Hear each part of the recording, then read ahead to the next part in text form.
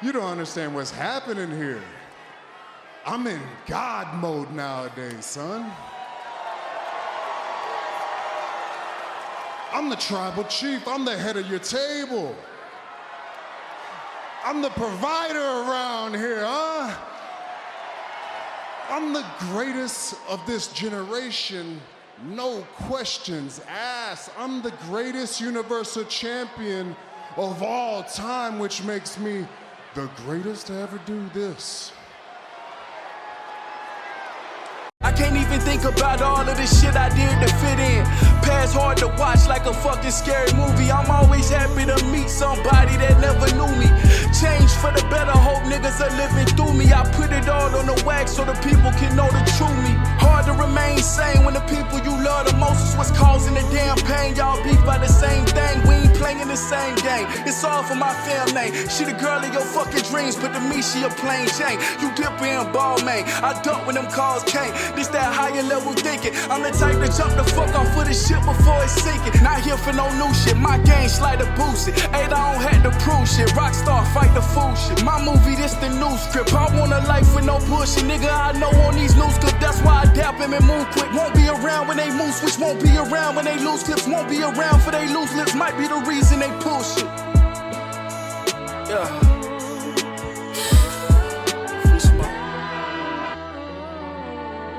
Cashing in, say the way Liv did, well, that's like winning the lottery, isn't it? And I don't need to win the lottery because I work my ass off every week for a paycheck. Listen to me. Whoa, whoa, whoa, whoa, whoa, whoa. Whoa, whoa, whoa, whoa, whoa, whoa, whoa. Whoa, whoa, whoa, whoa, whoa, whoa, whoa. Listen to me, bro. That Big Time Beck's theme music hit a little different, you know? Nowadays, Beck a legend, bro. What the I'm not cursing to start off, bro. It's not gonna happen, bro. It's not gonna happen. Welcome to wrestling. I know it's been a minute, but welcome back to Wrestling with Saint. Listen, if you knew and you just randomly clicked on this video, for whatever reason you clicked on the video, maybe you liked the thumbnail, maybe you were just curious, maybe the channel that you look at usually that upload wrestling recaps didn't upload it fast enough, so you just watch my shit to pass the time. Regardless of why you clicked on this video, I surely do appreciate you. Listen, if you want to listen to a wrestling fan, you know what I'm saying, who been doing this shit for years, watching this thing for years, all right, who thoroughly enjoy it. I'm a fan of everybody. Obviously, I do have favorites, but I root for everybody. I'm really knee deep into this thing, all right? It's hard to really sit down and explain too much of everything. You just gonna have to go back and watch some past wrestling videos I done, and I promise you, you're gonna be entertained by every single one of them. Just imagine one day when I get the setup and everything is more official. Oh my goodness, we're gonna be doing wrestling videos way more than just the pay-per-views. But right now it's football season, so we only have time for the pay-per-views. Happy belated Thanksgiving. Did not do a Thanksgiving video.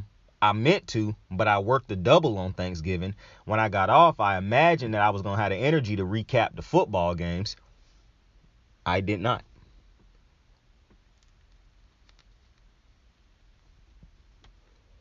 I did not. What I got home? Lit up a blunt and passed the fuck out. Because I had to do it all again the next 2 days in a row. So I was tired. I got home today and I didn't even realize Survivor Series was tonight.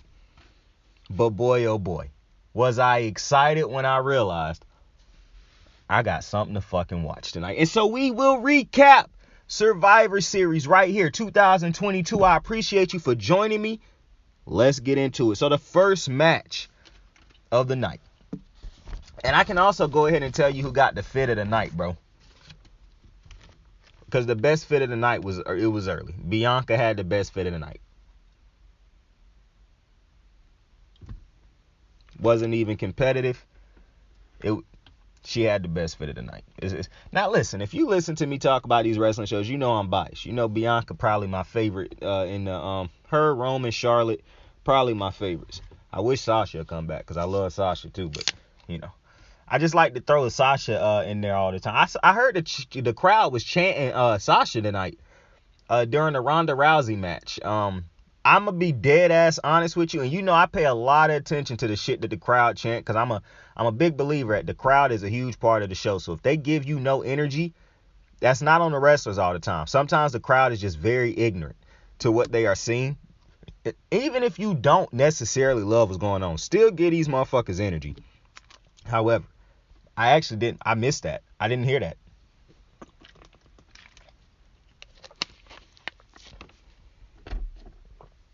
I didn't hear the chants, the Sasha Banks chants. I definitely wasn't paying attention close enough to the crowd because I was watching that entire Ronda Rousey match. But we'll get to that when we get to that. The first match of the night was okay, so let me explain to you what War Games is. So I know what War Games is. I done watched NXT multiple times. I watch damn near every single War Games event that NXT have. But if you are not a fan or a watcher of NXT pay-per-views, then you probably don't know what War Games is. So basically, you got two rings, a huge ass cage come down to cover up both rings. You have teams of, let me see, teams of 5, I believe it is. Yeah, teams of 5. 2 people start, 1 from each team. Whoever got the advantage, that team's person will come in first after a 5-minute wait. Okay? So nobody can climb over the cage. If you climb over the cage and escape, then you forfeit for your team. So all the action got to stay in the cage. Also, the match does not start till the last member of the final team is in the ring. So the match will not, a bell does not get rang until the last person is in. The first person who enters comes in after a 5-minute wait. After that, the rest of the competitors will enter after 3-minute intervals. All right. So at every point, at some point in time, a team will have a disadvantage. But eventually, once the last person is in the match, the match will officially start.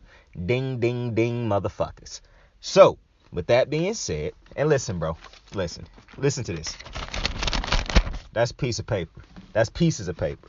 Motherfucker took notes. Because I said to myself, you know what would be real official? If I told my listeners the order of which people came out. You know what I'm saying? It was a point in time where I was too lazy to do something like that. Half-assing it. And that just won't get it done. You dig what I'm saying? I wrote down exactly when people came. Not the time. That doesn't matter. Talking about... Excuse me. Talking about who came out like 2nd, 3rd, 4th, all that shit. So, in the women's war game, it was Team Bianca. Obviously, on Team Bianca is Bianca Belair, the Raw Women's Champion. It would not be Team Bianca without her on the team. Big time Becky Lynch, who came back Friday night. Alexa Bliss, who had a fire ass fit too. Bianca, all the women on Bianca, Alexa, Bex had fire ass fits. Mia Yim's fit was kind of, is it Mia Yim or Mia Yin? Big Mia is what I'm gonna call her. Big dog Mia, because I gotta go back and check. I think it's Yim. I cannot, bro. They kept saying so many different fucking names. You know, it would have been good if I had checked that before the show. That should have been something I did. Completely forgot about that. That's on me. That wasn't me half-assing. I just simply forgot. But that does not matter because we have a nickname for her. Big Dog Mia. So again, Bianca, Bex, big time Bex. I have to put the big time because she is big time. She earned that. So you got the EST Bianca, big time Bex, Alexa Bliss, the Empress of Tomorrow Asuka, and Big Dog Mia. That was Team Bianca. Team Bayley was Damage Control, which features Bayley, the role model, and Io Sky and Dakota Sky.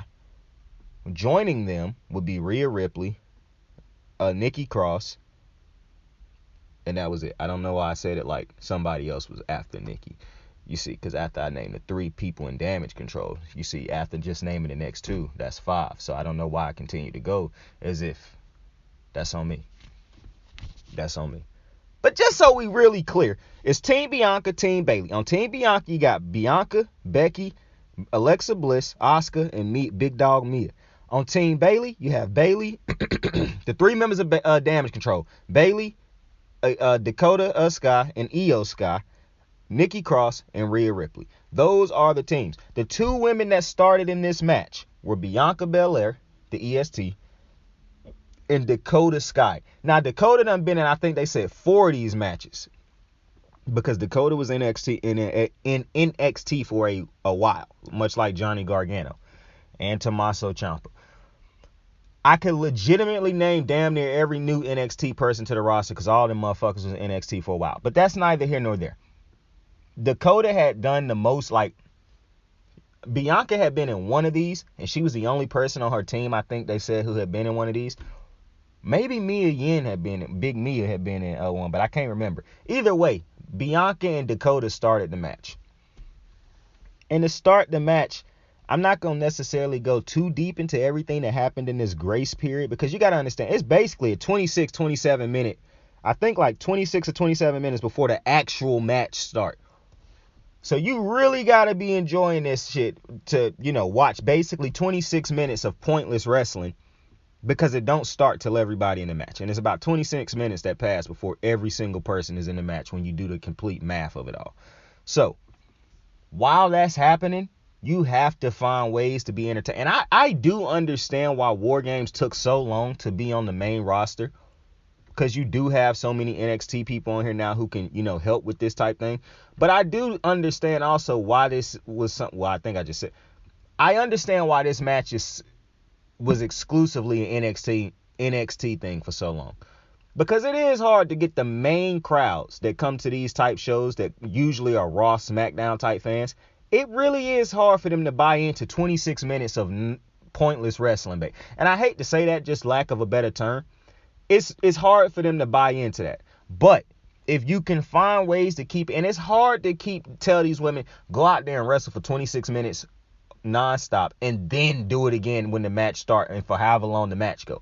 That's hard to do. So in these type of War Games matches specifically, you really have to have these shits planned out right. And as a fan, as a wrestling fan, you really got to be patient and understanding of what this type of match is, in my opinion. With that being said, Bianca basically handled Dakota Sky. But then the first entrance into this match was Io Sky. Io Sky is a fucking dog, bro. I know I said this at the last pay-per-view that she was on, but she is a fucking dog. I don't know what I know right now she with Bayley, because she kind of green as far as being on the main roster, so they want to use Bayley to help her. It's great. But Io is a fucking dog, and I can see that in her character and the things that Io to me just do a lot of things right.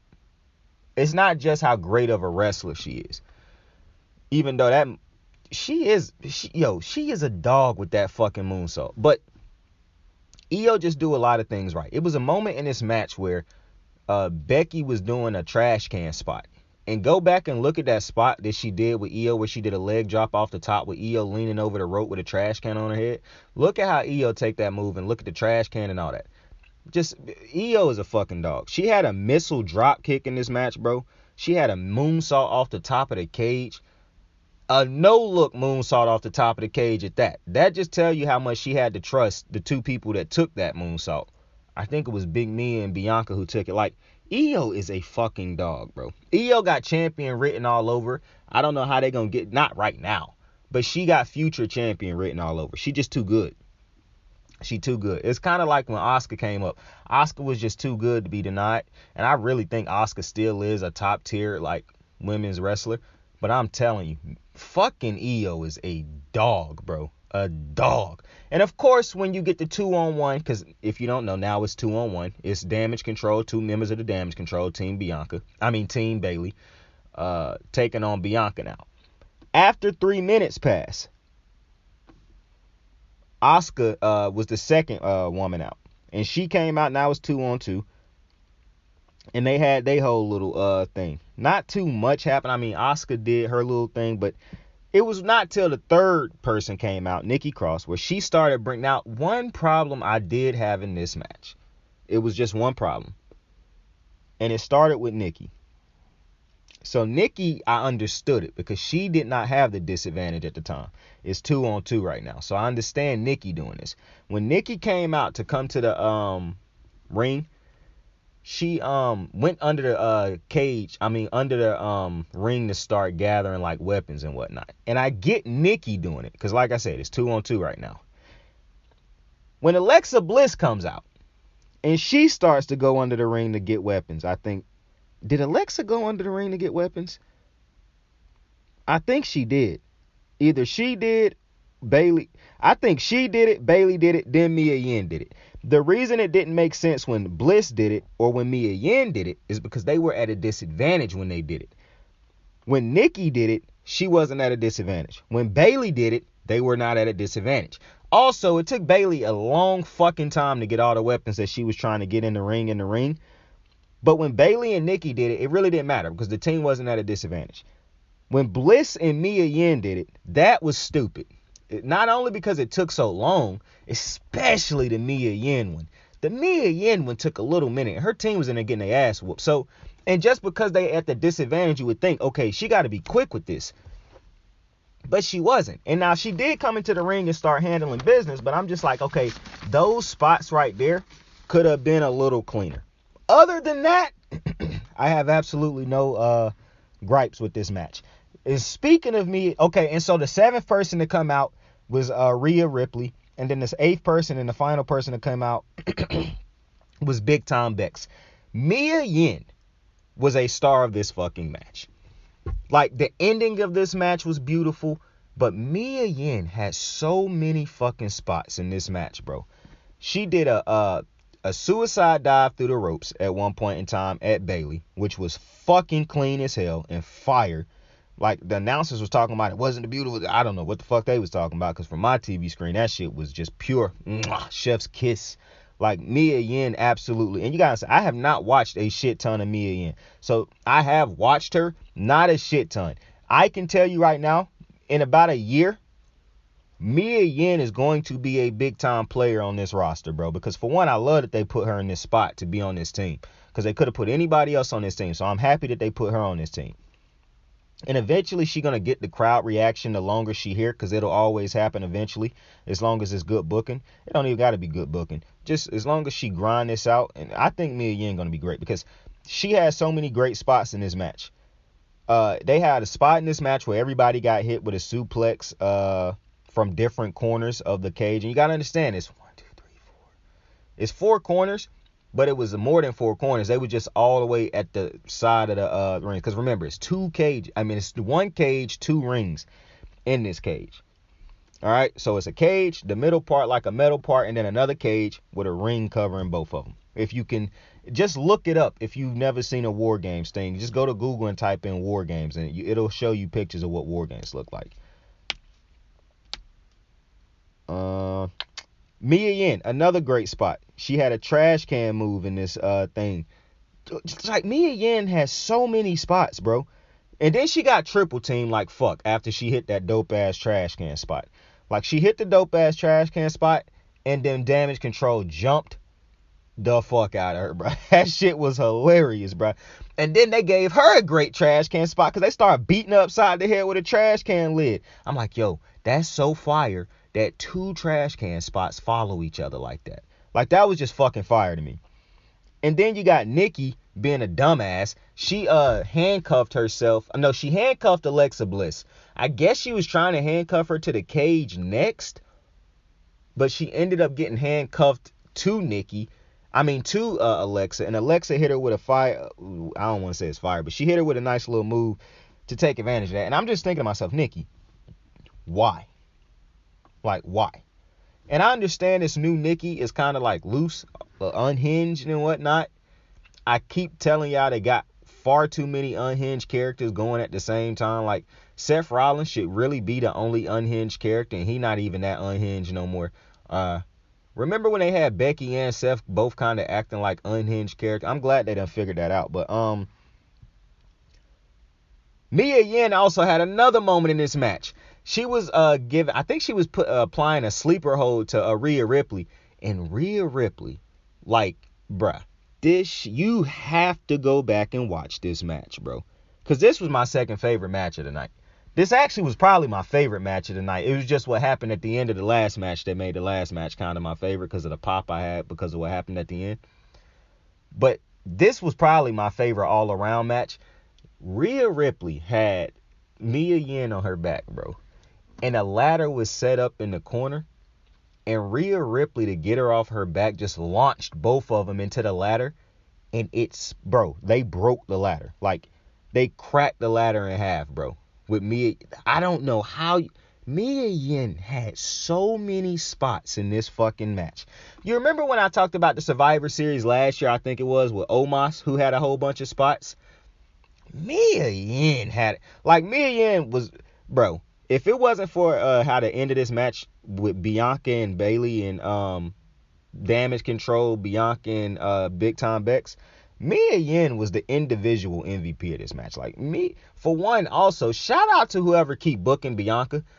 Bro, this is one of the few times outside of Roman they book a champion dominantly, bro. And not to mention, Bianca actually take losses. Like, Bianca done took a loss. She actually get beat up and whatnot, where it's not like she never get her ass beat, like, in a sense that, like, she kind of built like Drew, except for she should be built like that. Drew shouldn't still be built like that. Bianca should. It's like what people say, the only person that's legit built right now to beat Roman is Bianca. That's exactly how she should feel. And that's why I like whoever keep booking her, because for some reason they done figured out the psychology of in-ring wrestling for Bianca, or how her matches should go. There is very rarely anybody that is going to make her look like less than a champion. And even when you put her in there with the top, like the 4 horsewomen, bruh, it's like she looked like she belonged. They don't even make her look less than. Bianca is the GOAT, bro. I'm just telling y'all right now, she is going to end up being the greatest woman wrestler of all time. She's going to top Charlotte. I'm telling you right now, and it's going to be hard to top Charlotte, because Charlotte is right now, to me, the greatest to ever do it as far as women's wrestling. I told you, Charlotte's on my Mount Rushmore of wrestlers. But if we want to just talk about strictly just women, it's nobody to ever do it better than Charlotte. Becky is second to me all time. And I don't know if I ever can get Becky over Charlotte. Bianca can. Bianca is so bro. I don't know how they figured out how great, like, and this is so beautiful to me, because obviously I'm a black man. So seeing a black woman dominate the way Bianca is, and I've never seen a black woman do what Bianca has done in WWE. I haven't. We done had we done had Sasha, and I thought Sasha would be the greatest. I think she mixed with something else, but black woman. I thought Sasha would be the greatest black woman I had ever seen in the wrestling. I didn't think it could get better than her, because I didn't think anybody would ever get that booking like her. Bianca Belair is greater than Sasha. Bianca Belair is the greatest African-American woman, black woman, I have ever seen in WWE. Not only, and I'm not just talking about what she can do, I'm talking about how they book her. At no point in time has it ever felt like the company was not fully behind Bianca. It was times where it felt like maybe the company wasn't behind Sasha as much, but the company has always been behind. You don't have the resume Sasha have without the company being behind you. But it is so very clear that the WWE knew from the moment they got Bianca on this main roster, because I don't know why she wasn't booked like this on NXT. She was booked great on NXT, but not like this. Whoever got her out of NXT and said she is not getting booked like that on NXT, we are about to make her a fucking superstar on the main. They got it. When is the last time you saw somebody come up from NXT and immediately be booked this great? Like, Bianca has not. I don't know. I cannot just think of one flaw that stands out as far as like Bianca's path to where she is right now. Like, they have booked this shit damn near perfectly. And I think it's hard to do that if you don't know without a shadow of a doubt, and this is on Bianca, that you got a future GOAT on your hands. Like, it's so fucking clear to see. It is so clear to see how great she is. And I've been watching wrestling for a long time, so maybe that's why it's so very clear for me to see. But I'm telling you, when you see Bianca, It's nothing like her.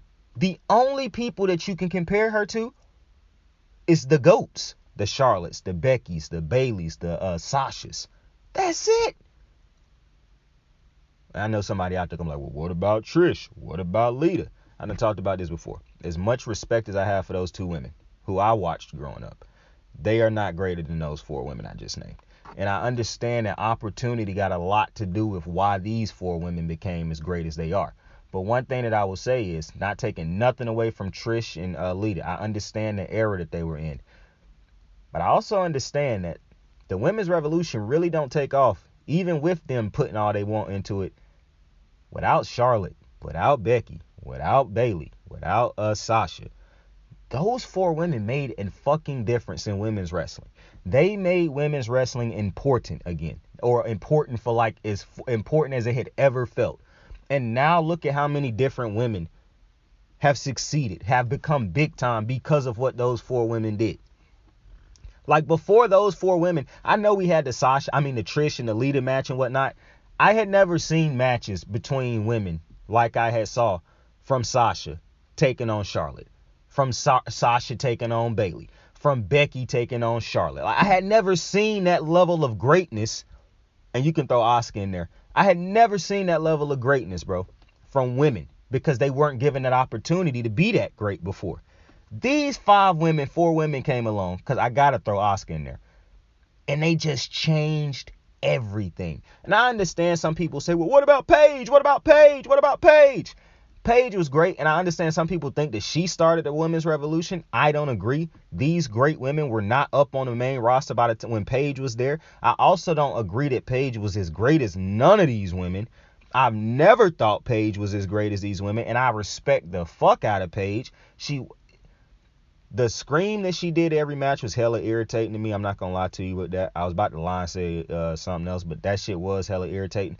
I don't want to say a bunch of stuff about Paige to make you think that I don't like Paige, because I do like Paige, but it's just more things about her character that I actually didn't like.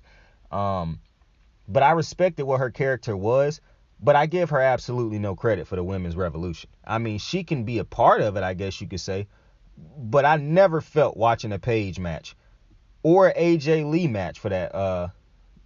And listen, to take nothing away from them, they played a part in it just as much as the Trish and the Lita, even though I would never put their matches over those Trish and Lita, but they played a part in it too. But bro, to me, the biggest part of the women's revolution was those 4 women, without a shadow of a doubt. You can debate your moms or somebody else, but to me, my answer will never change when it comes to why women's wrestling truly became what it became. You got to give credit. Listen, back to the match. The end of this match. One more time. Mia Yim, just one more time. What a fucking match, bro. Just what a fucking match for her, bro. Like, I don't think that you can have a match like what Mia just had and have all the different moments that she had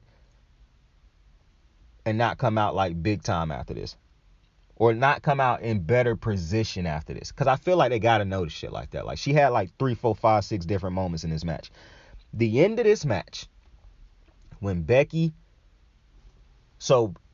was going for a KOD, Io got out of it and she ran into Becky, who hit her with the Beck Slam.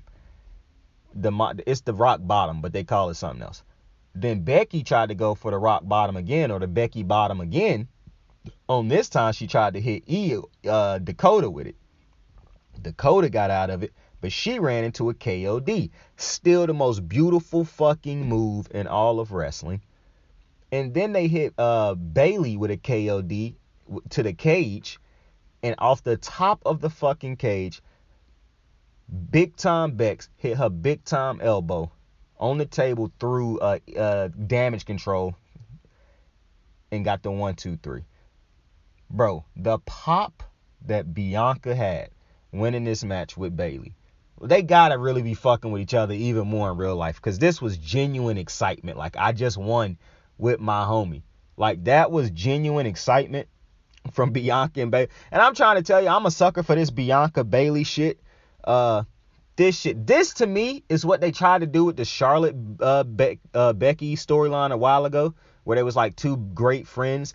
And I understand Charlotte and Becky had the tea thing, but that was happening backstage. So I just think it was moments in that rivalry that they could have done different.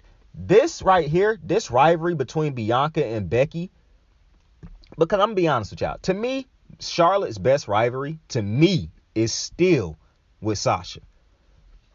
Now, it's gonna be with Bianca. Even in the post show where they was doing they talked to the wrestlers after the show, Bianca said her two dream opponents for WrestleMania, one would be Rhea Ripley, because that's who she came up with, so I respect that.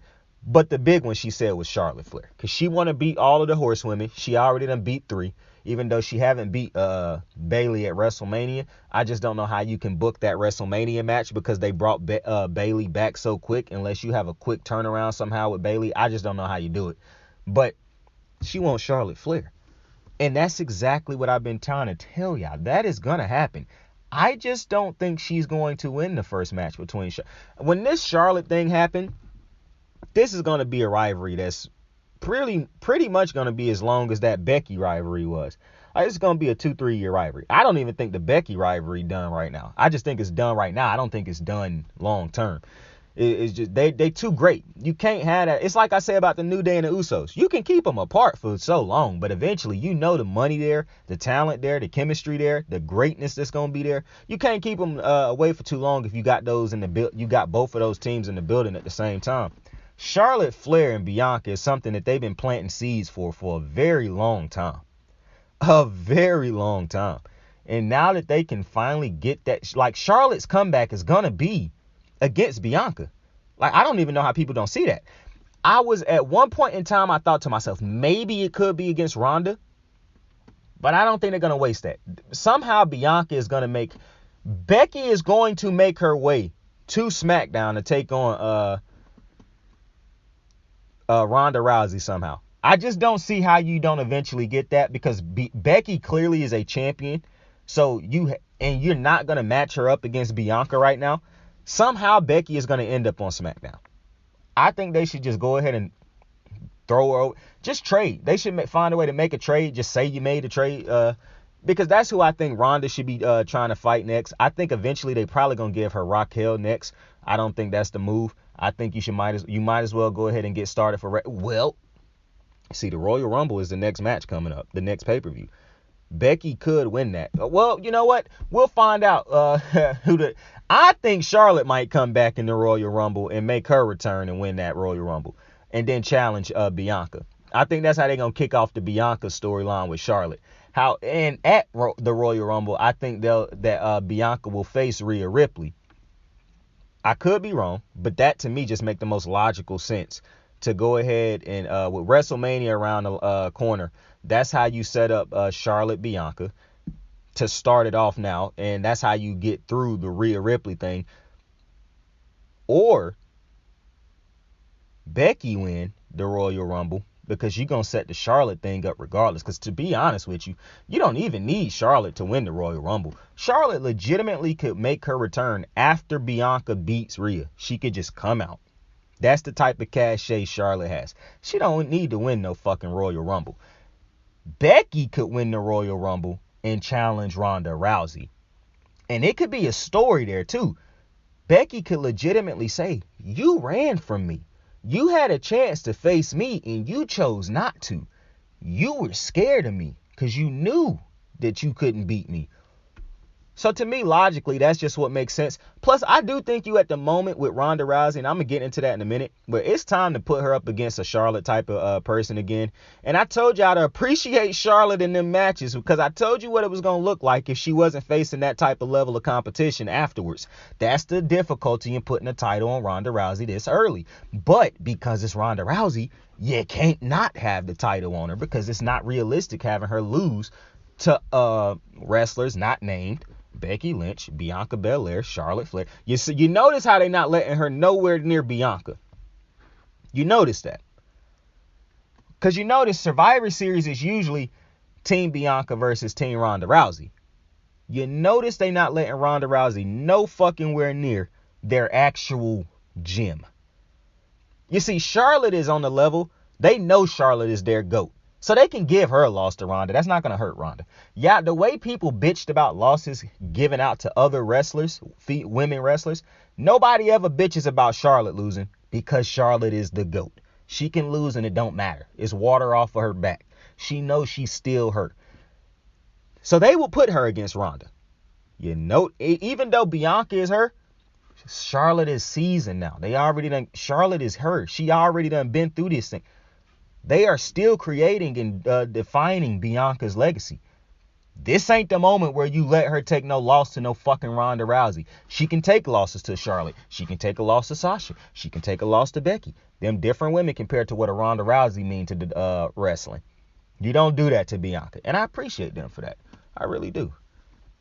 I didn't know if nobody caught that, but like I said, that was how the match ended. To me, that was a 5-star match. I know we spent a lot of time on that match, but that was my favorite match. So that's why we spent a lot of time on that match, but thoroughly enjoyed that match. Every woman in this match absolutely killed it. I still can't get over some of these fucking Mia Yim spots. Like, this shit was crazy. The ending of this fucking fight was crazy. Like, this was a A+ match for me. I'm pretty sure you'll find somebody who got a lot of problems with it, but this was a phenomenal match. Io Sky killed it. Oh, one more thing I want to talk about before I get to the next match. The Becky Bayley spot. Now, see, that could be a rivalry that happened next. And what a beautiful thing. Because while they was having a face-off, I was like, bro, it's so crazy seeing two horsewomen stand in the ring against each other like this. Because I haven't seen it in so long. You know what I'm saying? Like, we haven't seen the horsewomen go face-to-face with each other in so long like this. And so it was so dope seeing that. And one thing that I was thinking to myself, it's so crazy that when Bayley was at her peak, Becky wasn't here. When Becky was at her peak, Bayley wasn't here. Now both of them are back. And obviously Becky do feel like a megastar, but I understand, even standing between in front of her own horse sister, I can honestly say Becky feel like the bigger star between the two. But you put these two in a motherfucking rivalry, and they're going to be like that just again. They're going to have great matches. They're going to both feel like megastars. They're going to both show us why they are two of the greatest women to ever do it all over again. I'm here for a big-time Bex role model Bayley type of feud. I'm here for that. I don't know necessarily when you're going to separate Damage Control. Maybe you don't. I don't really care. But I don't want to see Damage Control fucking up a rivalry between Becky. Because I don't want to see Becky with... listen, I just told you I'm a sucker for Becky Bayley. I mean, for Becky Bianca. So many B names. I'm a sucker for those two. However, we don't need to see it all the time. This rivalry between Bayley and Bex, we ain't seen it in so long. I love Io and Dakota. Don't need neither one of them two fucking up what we could get between. And I understand they could even enhance the rivalry. Don't want it. I want those two. Just those two being great. Letting it all out. Digging, like going all out, trying to make each other great again. Like, that's what I want. But that's just me. And that was an unbelievable match. Team Bianca wins. Let's fucking go. Now, the next match was AJ Finn Balor. Now, you know when you hear that these two is in a match, obviously, you know it's going to be a lot of, hold up, writing something down.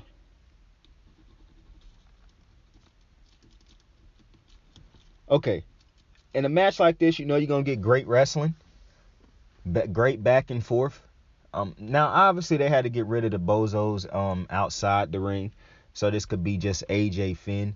And I'm not going to spend a shit ton of time on this match. You got to go back and watch this match. This was a great match. AJ ultimately won this match with the coup de grace, with the beautiful, phenomenal forearm at that.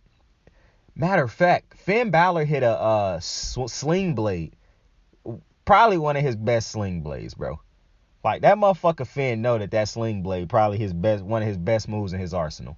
Dead ass. Like, he gets up in the morning to perform that shit.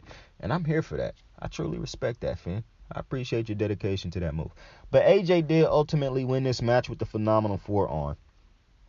Match 3 was Ronda Rousey taking on Shotzi for the SmackDown Women's Championship. Ronda ended up winning this match. She made Shotzi tap out. But let's talk about this. So, a lot of people was booing, throwing heat at this match. I saw the tweets. I heard the crowd reaction. I just somehow did not hear the Sasha chants. But maybe they was in Sasha's hometown. But man, I will admit this is a thing with this Ronda thing.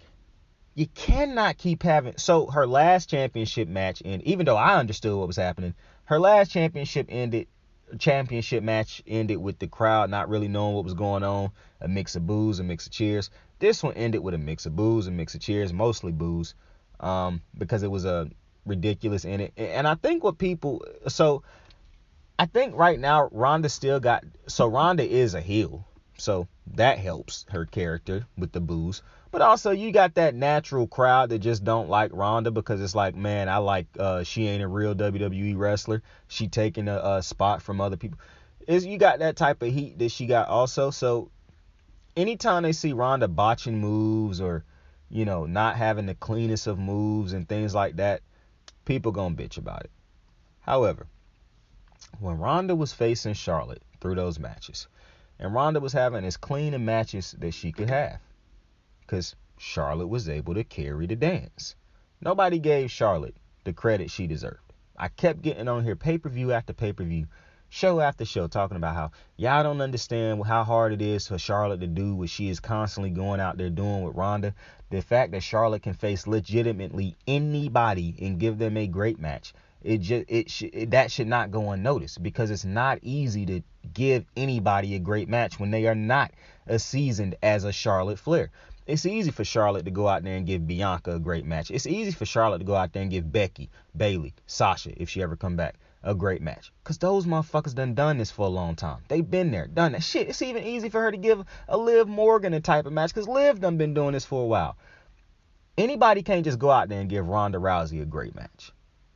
Charlotte kept doing that. Nobody, for some reason, was giving her the respect she deserved for that. And I kept saying, when you have to have a dance partner that is so inexperienced, that means you are leading the dance. And you have to be so great at what you do to make this thing look great, because you have to pick up the lack of knowledge or experience that your dance partner has. But nobody gave Charlotte credit for that. I did, but nobody else seemed to want to do that. And then you get these last couple matches that Ronda done had with Liv and that she done had with Shotzi now. And you don't enjoy any of them.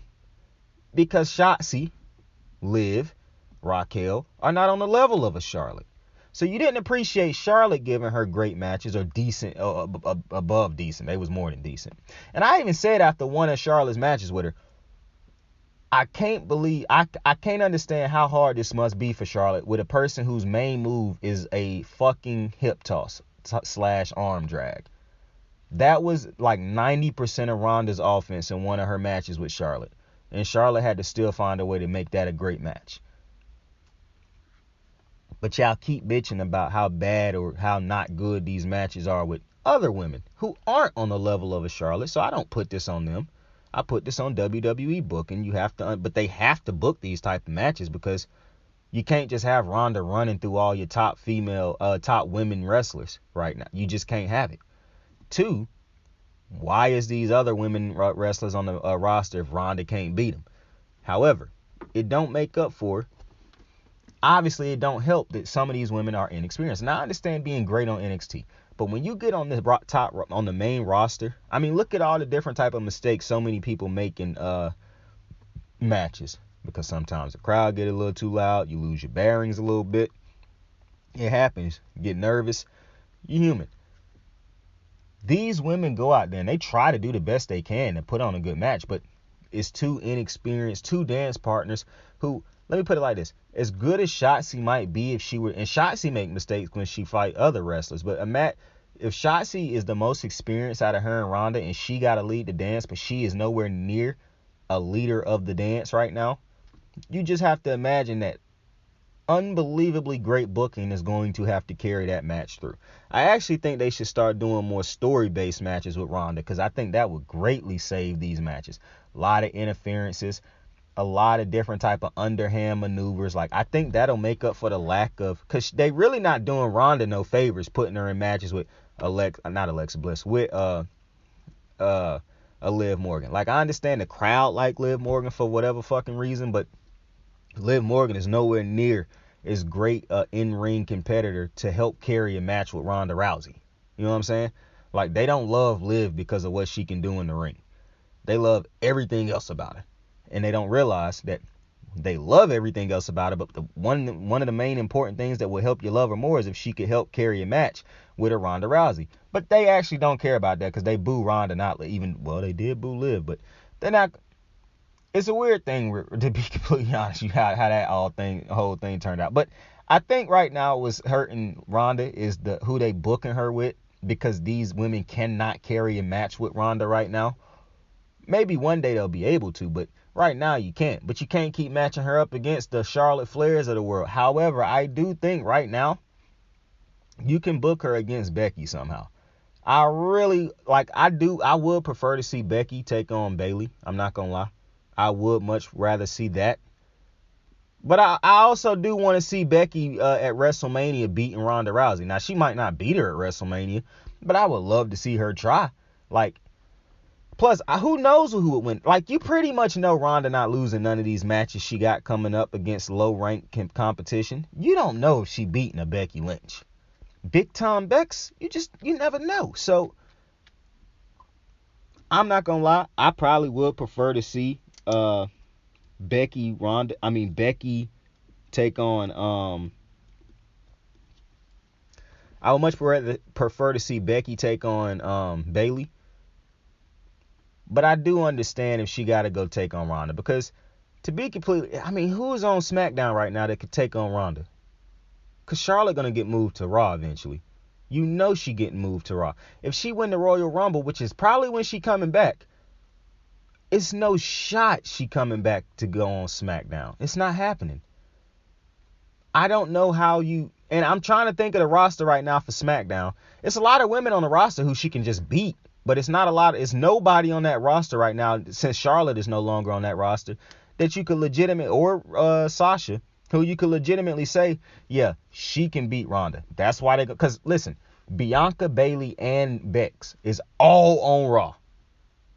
Those are top 3 women in the game right now, excluding Ronda. Them the only 3 women that you can see beating Ronda. Charlotte not back yet. And all of them on Raw. Somehow, some way, Bayley or Becky gotta end up on SmackDown. And I'm guessing Becky, because she a face and Bayley is a heel, so I wouldn't understand putting Bayley up against Ronda. But that's gotta be the next move. Gotta be. It's no way she going to WrestleMania taking on a Raquel. I can't see none of that happening. Like, not on the biggest show. So, interested to see how that goes. The 5th match of the night.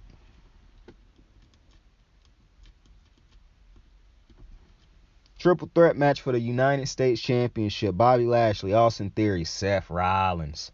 This was a great match. Now, why wouldn't it be a great match? You got 3 phenomenal wrestlers in the same match. Bobby Lashley dominated a lot of this match. Like, he was clearly the dominant force in this match. Theory had some great spots in this match. Seth didn't have as many spots as he usually have in matches. I think Bobby got most of those spots, but this was a great match. The winner, Austin Theory, ended up winning this match after Bobby Lashley hit a spear on Seth Rollins while Seth was trying to perform a Falcon Arrow on Austin Theory. As Bobby was recovering from this spear, about to pin Seth, Austin Theory had already pinned Seth to get the 1, 2, 3. So he won the match off. He won the United States Championship off of Bobby Lashley hitting a spear. He liked the ultimate opportunities. Now, you got to figure out some way to keep this tight on him, because now you playing hot potato with the United States Championship, and you already don't have a main championship on Raw other than Bianca. Because to me, I look at Bianca as the main face of Raw now. I look at her as the main championship, like that is the championship of that show. And I know some people be like, well, how can that be the championship of the show? Only women can fight for it. Yeah, only men can fight for the 2 that Roman has. And he the star of the show on SmackDown, so I'm confused as to what you're saying to me. Like I said, the star of Raw right now, the main title championship on that show is Bianca's. The second one would be the United States Championship. But you can't start playing hot potato with that shit. I do not want to see that happen. So I don't know. And you want to know, it's interesting because I love Tyler Hero. I love Austin Theory. I don't know how you justify. Well, actually, I can see them getting him multiple wins over Seth. I don't know how you get him multiple wins over Bobby because I don't know really truly what's the direction they finna head with Bobby. Is he finna head on to fight Lashley again? I mean, is he headed on to fight Brock again? Like, I don't know what we doing with that. I really think they've been wasting Lashley to not have a main title on that show again yet. It just feel like the USA title, as important as it may be, because of who keep holding it, they are not booking it as if it's as important as it should be. But that's just my thoughts. The 5th and final match of the night would be the men's Royal Rumble. Good Lord have mercy. Would be the men's War Games. War Games. It would be the men's War Games match now. The 2 teams. You had the Bloodline. Now, if you don't watch wrestling and you like, oh man, who was the Bloodline? I shouldn't have to explain this, but I will. The Bloodline contains the Usos, Jimmy and Jay, Roman Reigns, the head of the table. I would say Wiseman, but he actually wasn't in the match. He is a part of the Bloodline, but he's not in the match. The competitors in the match involved the 2 Uso brothers, Jimmy J, Solo Sikoa, the Enforcer, cousin of Jimmy and Jay, Roman Reigns, also cousin of Jimmy and Jay and Solo, head of the table, tribal chief, God in the flesh, and honorary Us, but full straight up member of the bloodline now, Sami Zayn. Or, as some people like to call him, Sammy Uso. They would be taking on the team of the Brawling Brutes. I guess you would call this team Brawling Brutes. I call it Team Sheamus. But it involved the Brawling Brutes, which involved Sheamus, Ridge Holland, and Butch, with Drew McIntyre and Kevin Owens. The first person to come, so let me tell you the entrances real fast. So the 2 people to start the match was Butch and Main Event Jey Uso. And Main Event Jey Uso was dominating this match. The first person to come out was Ridge Holland to help out Butch. The second person that came out was Sami Zayn.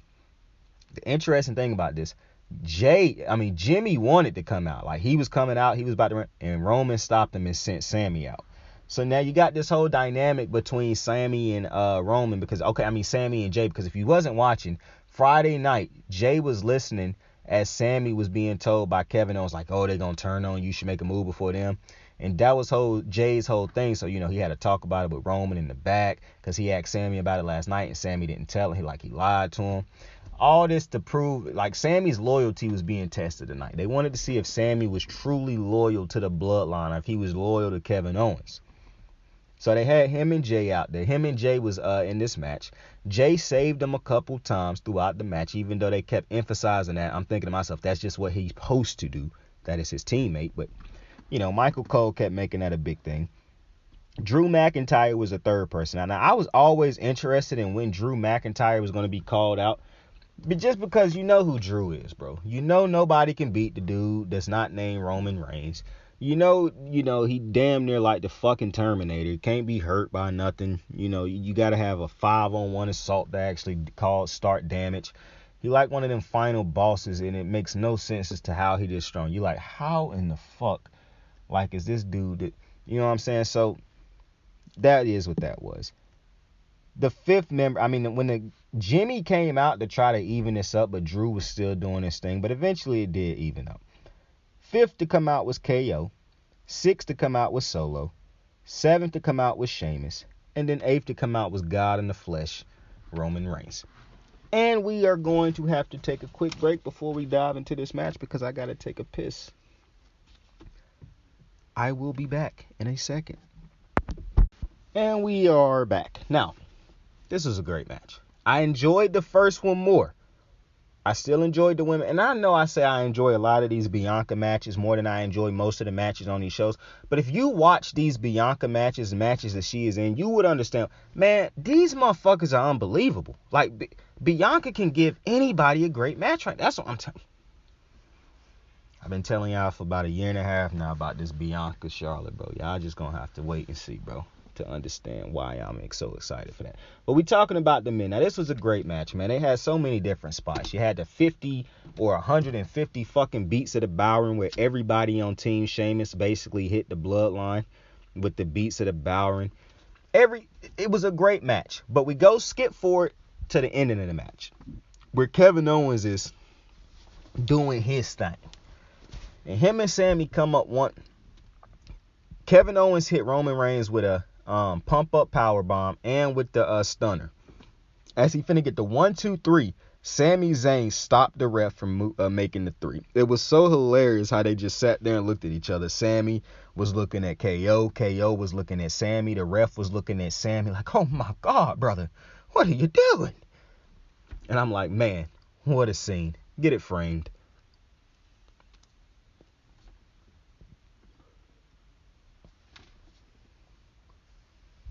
But Kevin Owens was disgusted with Sami Zayn for doing what Sami Zayn was supposed to do for his team. That just disgusted KO. So KO stand up. He talking. This is your family. This is your family, my guy.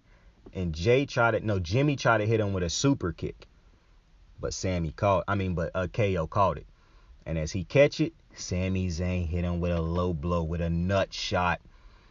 And officially bury the past. Any semblance of a friendship with KO was burned to the ground.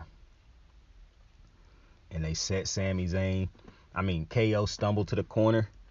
He looked at Roman Reigns, and Roman Reigns give him the nod, like, do it. Sami Zayn hit him with a Halula kick. And then as he fall to the ground and catch him, he sling him down.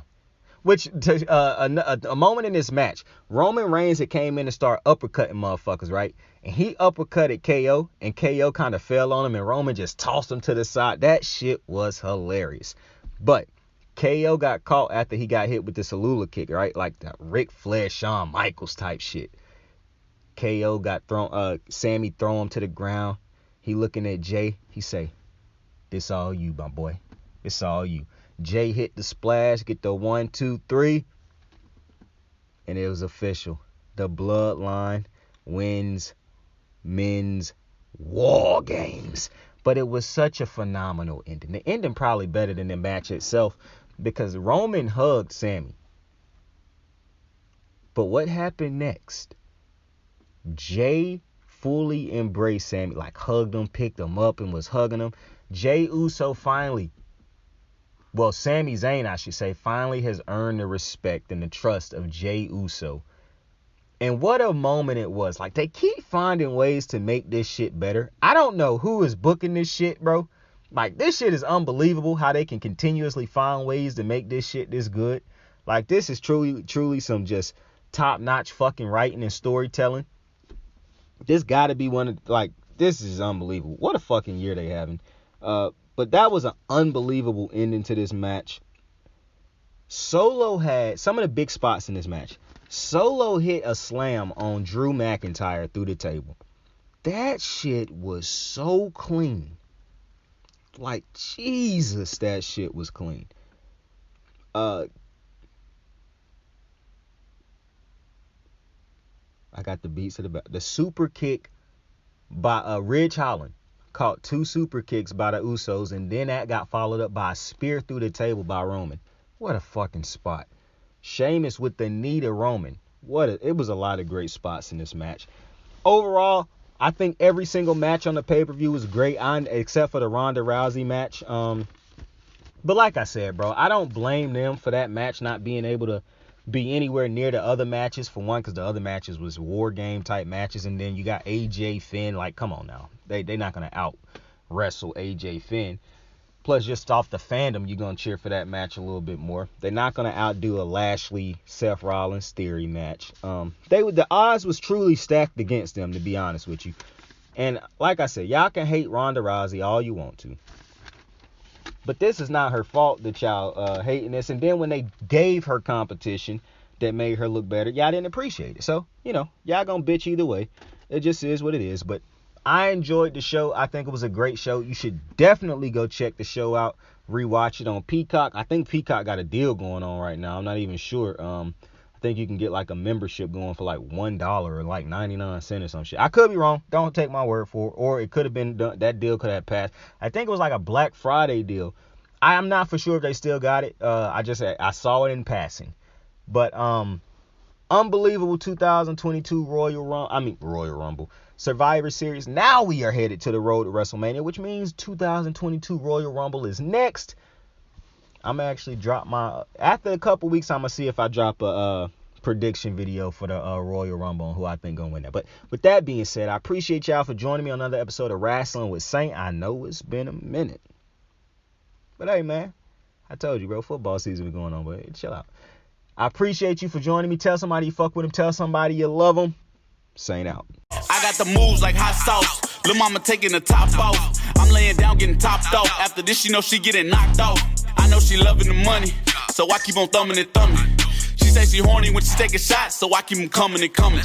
Now I'm putting dick in her tummy. Scoop her up like I'm raking her something.